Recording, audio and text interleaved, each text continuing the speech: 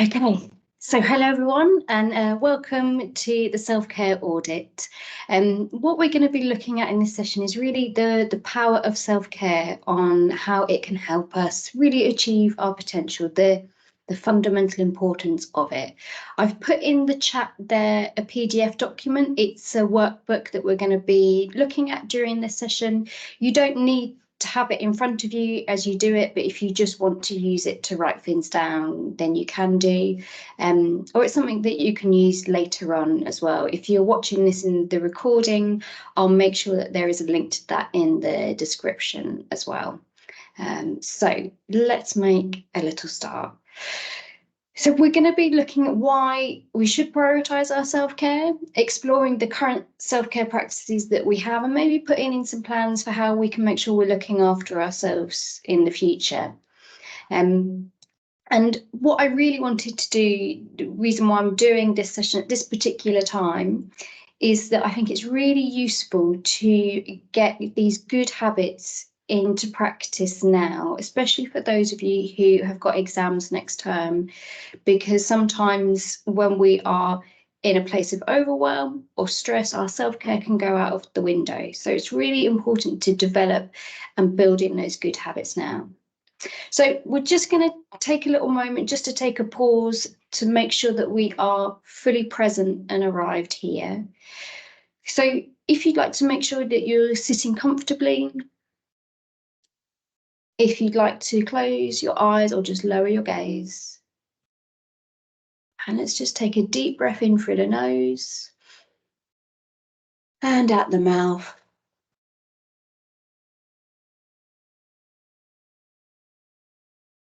And just really connect in this present moment, using the body to ground us in the here and now. Just notice where your feet are resting.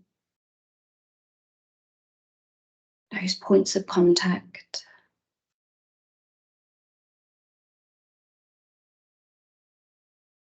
Notice where your back is resting.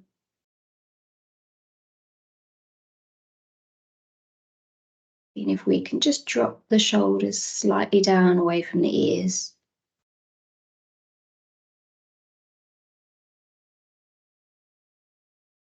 Noticing the flow of your breath. We're not trying to breathe in any special way. We're just noticing the pace, the rhythm of our breath. Maybe noticing the physical movements in the body that the breath creates.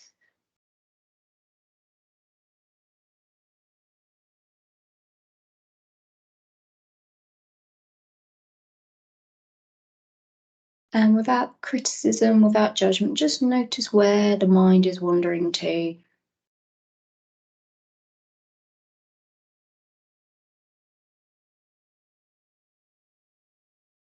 Is it wandering back into the past, what's happened today, or in the future, what's yet to come? And just using our body and breath, just seeing if we can gently guide the mind back to this present moment.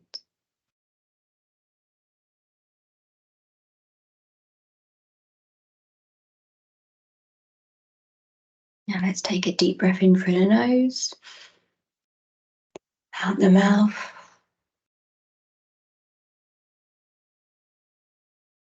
And when you're ready, just gently lifting your gaze, reopening your eyes. And hopefully that has just helped you be fully present, really engaged and here in this session today. So I really like this quote from Eleanor Brown, and it's one that you may well have heard before. Rest and self-care is so important. When you take time to replenish your spirit, it allows you to serve from the overflow. You cannot serve from an empty vessel. And I think sometimes we see looking after ourselves as a kind of reward once we've done the work. You know, if I work hard, if I do this, you know, really concentrate on it, I can go out and do something nice like later on. And sometimes I think we need to flip that on our head. That actually, if we want to do the hard work, we need to prepare and prep ourselves and be ready, you know, for it. We wouldn't expect someone with no training whatsoever just to go and run a marathon. the same, is for us in terms of our self-care. If we don't look after ourselves, it's really hard to do the things that we need to do on a daily basis. And I think especially from an academic, perspective as well, if we think, how, rest, kind of good nutrition, social engagement, all of these things really impact on our mental health. If we are not in a good place mentally, it really does impact everything on a day-to-day basis. And it's a bit of a saying, that I have, that a happy student is a successful student. Because in yourself, when you've got that stress going on, when you've got, a worry, if you're really, struggling with anxiety or low mood, doing anything feels really difficult. And self-care is not, the magic bullet. It doesn't solve everything. Of course it doesn't, because life still happens. But I think it just helps us then have the resilience to be able to face those challenges and those difficulties come. If we've kept ourselves topped up, we've got more resources to be able to take from. So what the point I wanted to make as well was around the mind-body connection, because we know that these two really do interlink. Sometimes we have a tendency to separate the mind and the body, to think, oh, I'll do things that are good, for my mind. Now I'll do good things, for my body. But they really interplay, between us. And yourself, when you've done some kind of physical exercise, you feel good. You feel, oh, I'm energized. I feel really good now, and we know all of those happy hormones that are released when we do that physical exercise, how it impacts our mood. But our mental exercise can support our physical health as well. A lot of stress that we experience on a daily basis can show up in the body in inflammation, and inflammation we know can cause a lot of issues for us. So if we can lower those levels of stress, it lowers the level of inflammation. So really looking after our mind can support our physical health as well. And this is an area which is so highly researched now. It's not something that is, kind of a bit of a left field idea. People really do accept, I've pulled out a couple of articles here that the mind-body connection really is important, and it is really something that we know definitely to be true. So I just wanted to explain, the benefits of self-care. If we're really looking after, in particular, our mental well-being, that the long-term effects, it can have. So a study here from Mark Williams in 2022, he is part of the University of Oxford Mindfulness Research Centre. They developed mindfulness-based cognitive therapy. And what they found is that following those mindfulness-based therapy interventions, people continued to experience reduced states and depressive moods. It wasn't just during the programme that they saw that benefit, it was long-term. And this goes, with our self-care as well. If we keep that self-care in, there are long-term benefits for us. It's not just while we're doing that self-care, it is, after that as well. An example here from positive effect journaling as well, which is a particular type of journaling, that 1 month, 2 months, there was a much greater resilience. And to me, it's almost like that foundation that we have, those basics of self-care that look after ourselves, mean that we can then go on and do the things that we need to do. So just a really quick poll here, just to kind of see where you think things are at. So feel free to put in the chat your answer if you'd like to. So true or false. So 26% of students surveyed in 2022 felt that their poor mental health negatively impacted on their studies. Do you think that's true or false?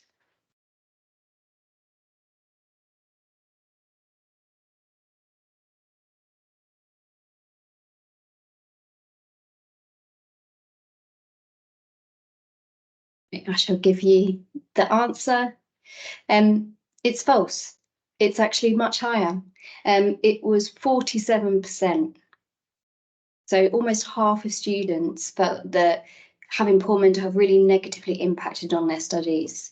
So again, it really shows the importance of making sure that we do look after ourselves. Of course, we're going to experience times that are difficult, that are going to impact on our mental health, but really putting in self-care it reduces the long-term impact that can then have on us. It increases our resilience, our bounce back ability.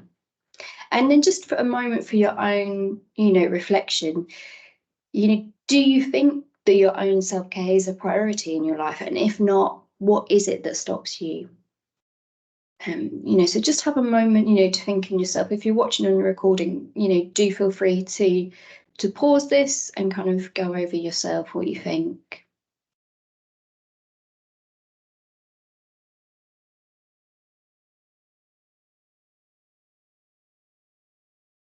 Okay. So sometimes the thing that people tell me is the biggest barrier to them looking after themselves, to prioritizing their self-care, is time. And definitely you as students here at Cambridge University have a lot to try and fit in to a very short amount of time. Okay, so I do say this with a lot of understanding of the pressure that you are under. But I really like this quote: the way we spend our time defines who we are. Because it seems paradoxical almost, doesn't it? To be able to do those things that we need to do, we need to allow time to look after ourselves. We need to allow that time to make sure that we do sleep, that we do eat well, that we have those good social connections, because that then puts us in a good place, to be able to then do that hard work. It builds up that resilience, within us. And there was some research done, I think it was last year or 2 years ago, and it found that students at the university who engaged in sports actually academically did a lot better. Even though they weren't spending their whole lives in the library, they were, kind of out there and kind of doing sport, because the sport had a really positive impact on their mental and their physical health. Then when they came to study, they were in a better mind state to be able to focus and concentrate, to be able to do that. So it really, even though it feels the most counterintuitive thing to do, it does actually really make a difference if we allow that time for our own self-care. And as we come into exam season, again, the temptation or the pressure, I would say, that is put on you makes you think you have to be studying, 26 hours out of 24. And I say that, because sometimes it feels like you have so much to do. How on earth can you fit it into a 24-hour period? But the mind, the brain, the body can only focus for a certain amount of time. It can't, it's not an endless thing. It's like running on a treadmill. If you're running on a treadmill all the time, you cannot maintain that same speed all of the time. You are going to slow down, unless you rest, allow yourself to recover, and then you can start running at that same speed again. So this is why self-care is so vitally important, and putting in those good habits now. So feel free to go through the workbook, on this, if this is helpful for you, or just kind of jot down some answers, as we go along, with this as well. And what I wanted to do is just really go through different elements of self-care and how we look after ourselves, because again, when we do look after ourselves, it's sending that message that we are worthy to be looked after, that we need to look after ourselves. We're important. And I think, again, that can kind of get lost in academia. And it is so important to remind ourselves of that. So again, just take a few moments looking at some of these questions. Okay, so just those really physical basics. So how much water are you drinking each day? How well are you eating? How much daily movement, do you have? How much alcohol, cigarettes, narcotics, and I'd maybe include caffeine in that as well. How much of that are you consuming? How much sleep are you getting? And are there any areas in that which concern you, which you think, oh, actually, I have maybe 2 glasses of water a day and that's it, the rest is coffee? Maybe thinking things like that.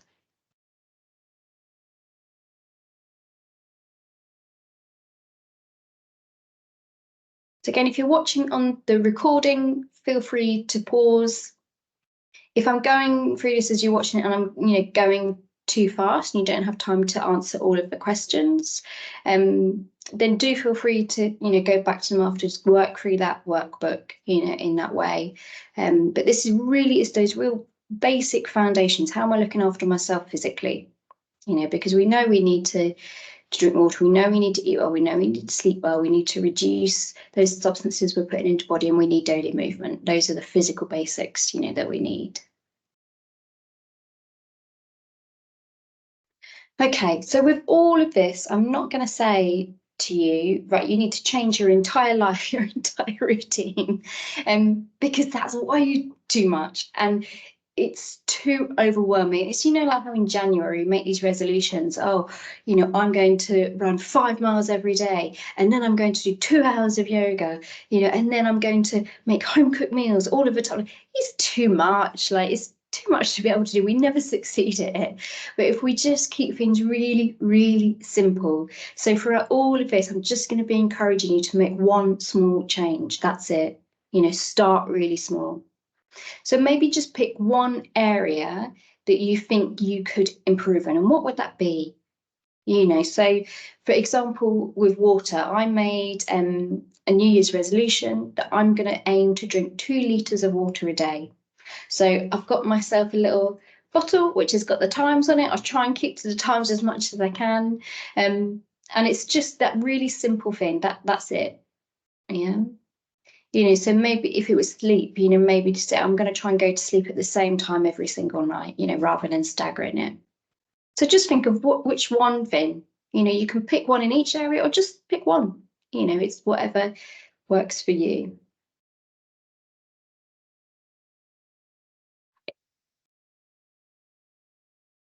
So now I'm going to move into a little bit more around your mental well-being. And I'm going to be using some different assessment tools that we kind of use within therapeutic settings, just to understand the state that somebody is in. So this first one we're going to do is called the outcome rating scale. So I quite like this one because I think it looks at different areas of your life. So you score on a scale of 1 to 10, 1 being the lowest score and 10 the highest. So how you feel individually in your personal well-being, how you feel about your family and kind of close relationships, how you're feeling about your work, your study, and then how are you feeling overall about life. So just kind of really quickly jot these down. And I would say with these, just do the first number that comes into your head. Sometimes we can overthink it and our brain kind of gets in the way. React quite intuitively. And then again, are you surprised or worried about any of these answers?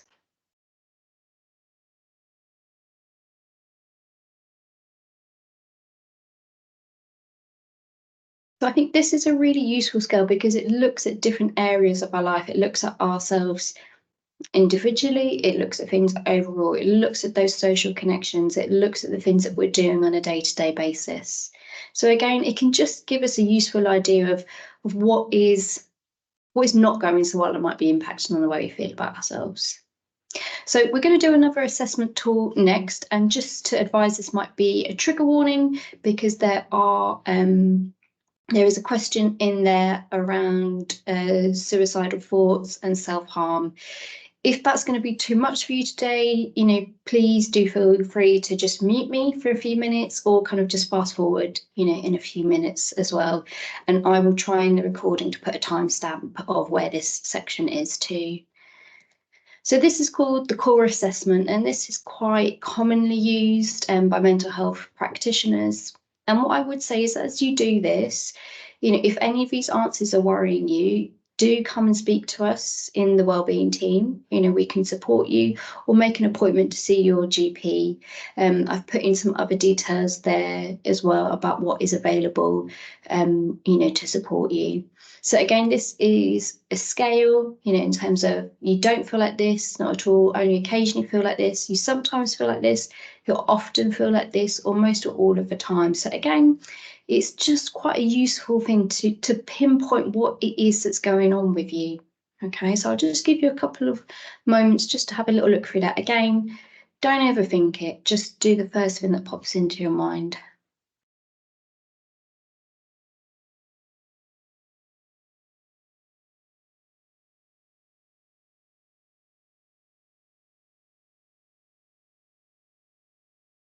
And the reason, just to explain, sometimes there is a bit of a misconception that people have that if we talk about suicide, that it might give somebody the idea to complete suicide or have a suicide attempt. There's no evidence to suggest that at all.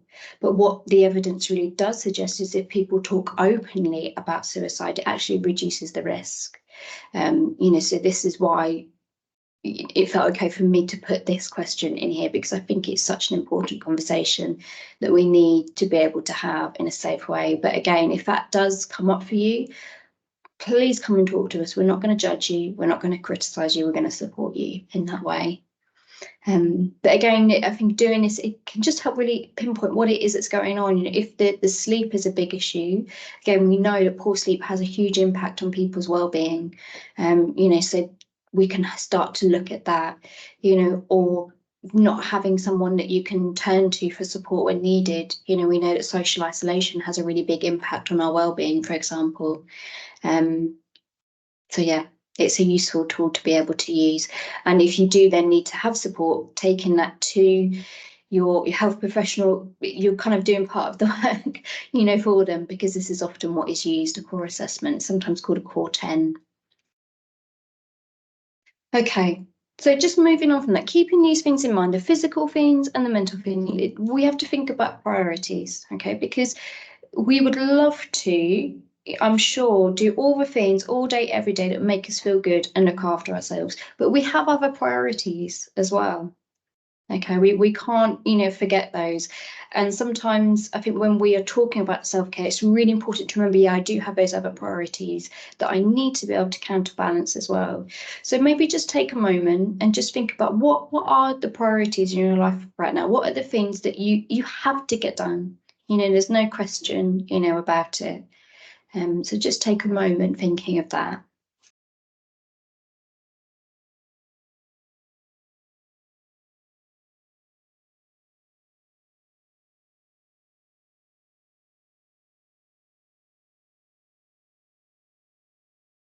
And then just think, if you haven't put self-care in that priority list, why not?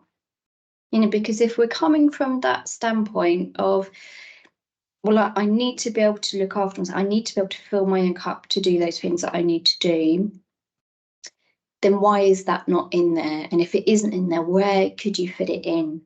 Because for me, I feel like, yes, I have these priorities that I have in my life, but self-care needs to be there. Otherwise, these things will start tumbling down, like the Jenga block. If I don't have my self-care block in there, then everything kind of just topples over, So it's really important for me to prioritize my self-care on a daily basis. So sometimes I think this is really useful. Again, also to understand what we're up against. What time do we have? Because if we've got this huge priority that does take up a lot of time, then yeah, we're probably not going to be able to go, for a 2-hour run every single day. That's just we're not going to have the time to be able to do that. So it's really understanding what we're trying to work with and how we can fit everything in. So just thinking about what it is that we do now. So what do you think you currently do to look after yourself? That might be on a daily basis, maybe weekly, maybe monthly, maybe every now and then. And how well do you think you do this? Do you do it quite well? And if you're not able to do it consistently, what stops you from looking after yourself? What is it that stops you from doing that? So again, just take a moment just to think about those questions, really analyze yourself in this way. What are those barriers for you? And I'll just share, for me, I often tell myself, oh, I don't have the time. I don't have the time to be able to do that. I do have the time, but I lie to myself and say I don't have the time, and I do have the time. And the reason I know I do have the time, because I look on my phone and my screen time and I see how much time I've spent on social media. Now, I'm not going to say don't use social media, it's a terrible thing, but when I say, I don't have time to even read, a nice book anymore, well, I can spend half an hour scrolling on Instagram. Like I could maybe just spend 10 minutes on Instagram and then 20 minutes reading a book. So come on, you have have to kind of fact check yourself a little bit sometimes as well, and sometimes what stops me from looking after myself is really just myself. That is kind of what it is. Okay, so let's think now, what do we want to add? Okay, so I'm going to suggest that you do fill in all of these things, but just pick, one thing in each box and make it realistic and achievable. Okay, so what on a daily basis do you want to be able to do to look after your self-care? What about that weekly self-care? What things do you need to do once a week, to help you? What about your monthly, self-care? What is it that stops you from doing those things? And how can you overcome that? Again, just really pinpointing and driving down those things you want to do. So, for example, my daily self-care, okay, I want to drink 2 litres of water every day. My weekly self-care is I'm going to go to yoga once a week. My monthly self-care is I now go for a hot stone massage once a month because I hold so much tension in my body and it, isn't beneficial for me. So what stops me from doing those things? Perhaps not being organised and sort my water bottle out. My weekly self-care, nothing really stops me from going to yoga. My monthly self-care, okay, well, what stops me? Sometimes I forget to book an appointment and then she doesn't have availability. How can I overcome that? Well, when I've had one appointment, I'm going to book one in straight away, for the following month. Again, just really honing down on those specifics, what it is that you can do.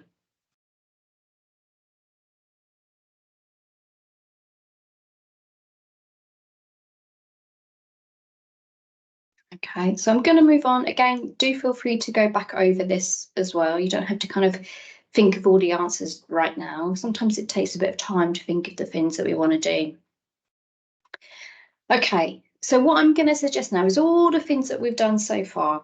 Okay, if we were to go and try and do all of those things, God, it would just feel too overwhelming. It would be too much. Okay, so I'm going to encourage you to just pick one thing that you're going to do every day that's going to look after yourself. And we know this research here from Klein et al. In 1990, and there's lots of other research that says if we're really specific about our goals, then they're more likely to succeed. Okay, so think, okay, I promise to myself each day that I will what? Yeah, and we know, like, each day you do this, we know, okay, well, how are you going to make this happen? We're talking a little bit about that there. So again, don't make it a huge, gigantic, enormous thing because it just won't work. The idea is to really just start small, and to have a success at that initially. And then let's get more really specific about that, because again, we know when we're specific, it really helps us achieve these things. And this is called the WOOP method. So the acronym is W is wish, the O's are outcome and obstacles, and the P is plan. So what is your self-care promise? Okay, so say, for example, mine is the drinking 2 litres of water each day. When will I do this and how will I do this? This is the kind of the plan, the P element. So when will I do this? I'm going to do this throughout the day. I'm going to keep hold of my water bottle with the timings on it, and I'm going to try my best to keep to those times. What happens if things don't go to plan? So these are the obstacles. What happens if I forget my bottle of water a day? Well, I'm going to get a really big glass, the biggest glass I can find, and just try and drink from that. But if it doesn't go to plan, I'm not going to say, well, that's it, it's ruined, I won't do it. I'll just try again the next day. I'll show that kindness to myself. And then how will I feel when I achieve it's the outcome for me? I'm going to feel a sense of achievement if I manage to keep that up. And I know that I'm physically going to feel better as well. And my skin's going to be better. I'm probably going to experience less headaches. I'm going to be able to focus and concentrate a bit more. So it's going to be a good thing. Yeah, so again, just really getting specific. And that's why I say don't make it a huge, big thing. Don't try and put in, right, well, I'm going to do this, I'm going to do this, I'm going to do this, and I'm going to do that other thing to look after myself. Just keep it really small. Just do one thing, because when we can achieve that one thing, that increases our chances of success. It makes us feel better about doing it, because this self-care shouldn't be another stick to beat yourself around the head with, that, oh, I can't even look after myself well enough. No, just start really small and really kindly to yourself. Okay. So just moving on, again, do go back over these things, take your time to think about this. If you watch on the recording, do feel free, to hit pause and allow us a bit of time to go through the workbook, with that. And just to kind of end on a quote from RuPaul, if you haven't watched RuPaul's Drag Race, that's a nice bit of self-care, a little bit of escapism. And he always ends with, like, if you don't love yourself, how in the hell are you going to love somebody else? And then they say, can I get an amen? And I just think that is such an important thing. How can you do all of those other things if you're not looking after yourself? And that really is the basic foundation of self-care. If you want to go and do all of these amazing things, you've got to give yourself the best opportunity. You've got to give yourself the best fuel to kind of to burn in that fire. Because if you're worn out, if you're tired, if you're stressed, you can't function to the highest level of your potential. You just can't. Whereas if you're looking after yourself, you're less likely to experience that burnout and that overwhelm and that stress. And we know the impact that this has on our body and our mind.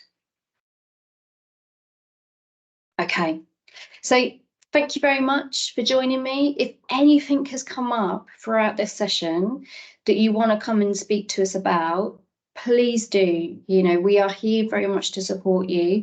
And especially as we come into exam season, those stress levels and that pressure that you under becomes even more intense at times, and that's when it can feel the hardest to do that self-care. So we can sit down and make a little plan, together. Sometimes it helps to just talk it through with somebody rather than trying to figure it out by yourself. We're more than happy to do that. So you can contact me and Wellbeing-Advisor at Dow. Then we have Rachel and Lara, our nurses, who are nurse at Dow. And then we have Kate Daniels, who's our head of student wellbeing, and she's student wellbeing at Dow as well. So thank you very much for joining. I hope you found that helpful. And of course, anything that we can do to support you, then please do get in touch. All right, thank you.